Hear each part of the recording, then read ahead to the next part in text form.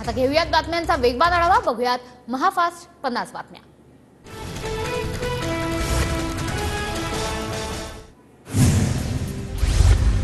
मिटकरींच्या गाडीवर हल्ला करणाऱ्या जय मालोकारचा हृदयविकाराच्या झटक्याने मृत्यू। राड्यानंतर अस्वस्थ वाटू लागल्याने जय रुग्णालयात भरती झाला होता। मनसे प्रदेश सरचिटणीस कर्णवाळा दुंबळेंच्या चिथावणीनंतर मनसे कार्यकर्त्यांकडून मिटकरींच्या गाडीची तोडफोड। 8 दिवसात माझे लोक मिटकरींना भेटेल तिथे तुडवणार, मिटकरींना तुडवलं नाही तर कार्यकर्त्यांना पदमुक्त करणार, दुंबळेंचं चिथावणीखोर आवाहन। अमोल मिटकरींच्या अकोल्यातील निवासस्थानाबाहेर पोलीस बंदोबस्तात वाढ। मनसे कार्यकर्त्यांनी गाडीची तोडफोड केल्यानंतर बंदोबस्त वाढवला। अकोल्याचे मनसे जिल्हाध्यक्ष पंकज साबळे, सौरभ भगत यांना अटक। अमोल मिटकरींच्या गाडीवरील हल्ल्याप्रकरणी कारवाई, तर प्रकृती ठीक नसल्याने पंकज साबळेंवर रुग्णालयात उपचार, तर 10 आरोपी फरार। लायकी समजून न घेता जर वक्तव्य केलं तर प्रसाद मिळणारच, अमोल मिटकरींच्या गाडीवरील हल्ल्यानंतर संदीप देशपांडे यांचं वक्तव्य। कुणाच्या धमक्यांना भीक घालत नाही, राज ठाकरेंना सुपारी बहादर या वक्तव्यावर मिटकरी ठाम, तर अजितदादांनी फोनवर मिटकरींची विचारपूस केली। जय मालोकार सोबत धक्काबुक्की झाली, चौकशी करून कारवाई करण्यात यावी, जय मालोकारच्या नातेवाईकांची मागणी। खोटी नावं, वेषांतर, खोटं बोर्डिंग पास बनवण्याचा प्रकार घातक, वेषांतर केलेल्या अजितदादांच्या परवानगीसाठी शहांनी सीआरपीएफला कळवलं, संजय राऊतांचा शहांवर गंभीर आरोप।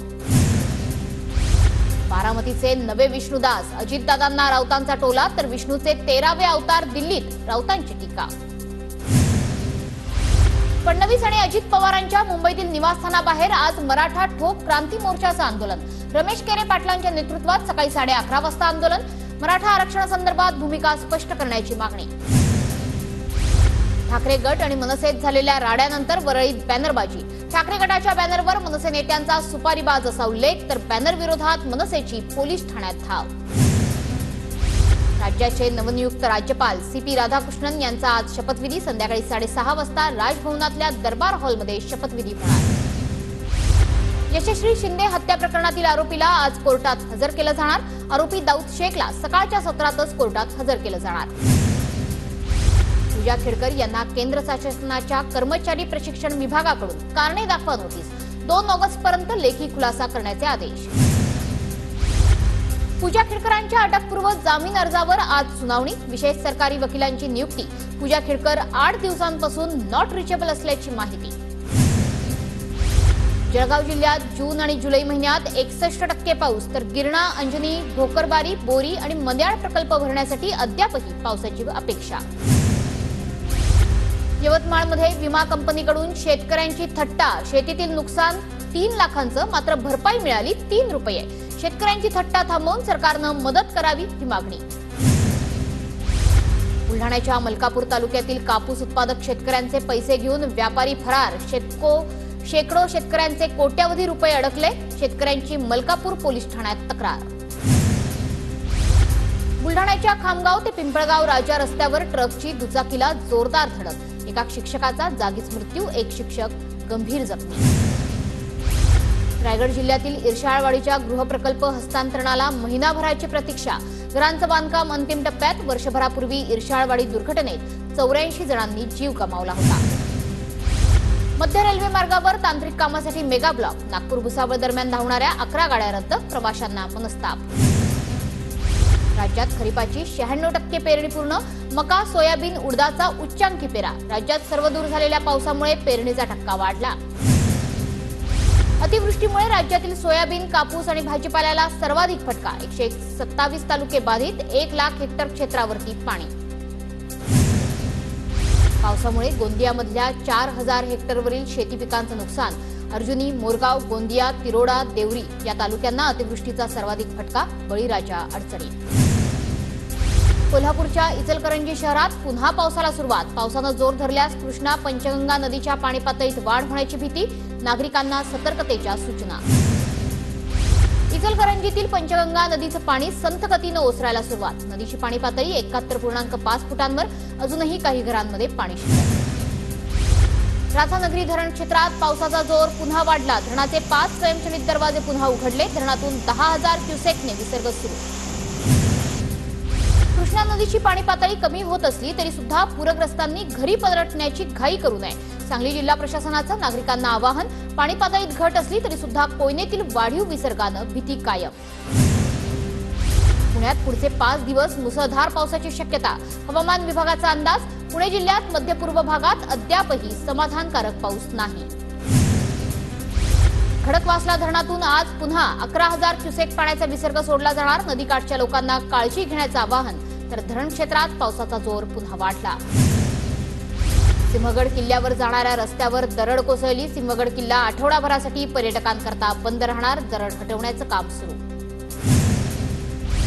सततच्या पावसामुळे पुण्याच्या भोरमधील भाटघर धरण 90% भरलं. भोर धरणाला दिवसाआड होणारा पाणी पुरवठा पूर्ववत करण्याची मागणी. शिंदे गटाचं भोर नगरपालिका पाणी पुरवठा अधिकाऱ्यांना निवेदन. पुण्याच्या भोरमध्ये धरण प्रवण क्षेत्र असलेल्या धानवली गावातील नागरिकांचं तात्पुरतं स्थलांतर केलेल्या नागरिकांचे एनईएमए तर्फे मोफत आरोग्य शिबिर. पुण्याच्या इंदापुरातील उजनी धरण 50% भरलं. 2 महिन्यांमध्ये उजनी धरणात 60 टीएमसी पाणीसाठा. धरणात 21,000 क्युसेक पाण्याचा विसर्ग. गोंदियातल्या इटियाडोह धरणात 100% पाणीसाठा. 2 महिन्यांमध्ये 719.75 मिलीमीटर इतका पाऊस. सततच्या पावसामुळे गोंदिया जिल्ह्यातील 1,306 घरांची पडझड. पुराच्या पाण्यात 25 जनावरं वाहून गेली. 5 जणांचा मृत्यू. जिल्हा आपत्ती व्यवस्थापनाची माहिती. रत्नागिरी आणि कोल्हापूर जिल्ह्याला जोडणारा अणुस्कुरा घाटाचं सौंदर्य खुललं. पावसाळ्यात बहरलेल्या घाटाचं सौंदर्य ड्रोन कॅमेराने टिपलं. यवतमाळ जिल्ह्यातील येळावारा धबधबा प्रवाहित. वाघाडी प्रकल्प पूर्णतः भरल्यानं धबधबा पाहण्यासाठी पर्यटकांची मोठी गर्दी.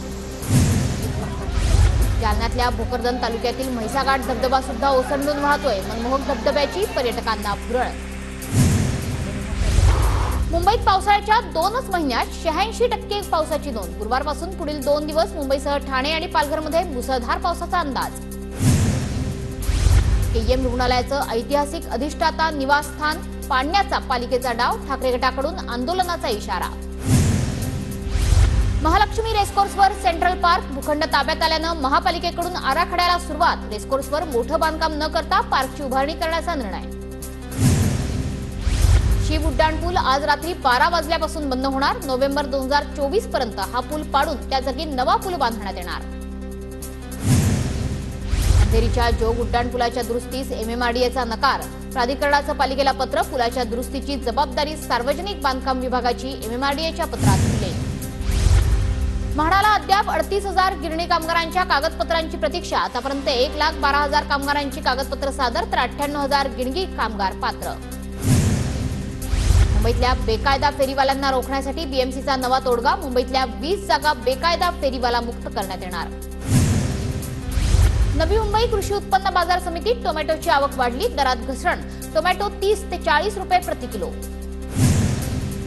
पुणे शहरात ठेकेदारानं खड्ड्यात पाणी असताना केलं सिमेंट काँक्रिटीकरण. पालिकेच्या आदर्श नियमावलीचं उल्लंघन. घटनेचा व्हिडिओ व्हायरल. पुण्याच्या भोरमधील भाटघर धरणाच्या पाणलोट क्षेत्रातील वीजपुरवठा सुरळीत. डेहण परिसरातील वीजपुरवठा गेल्या 15 दिवसांपासून खंडित होता.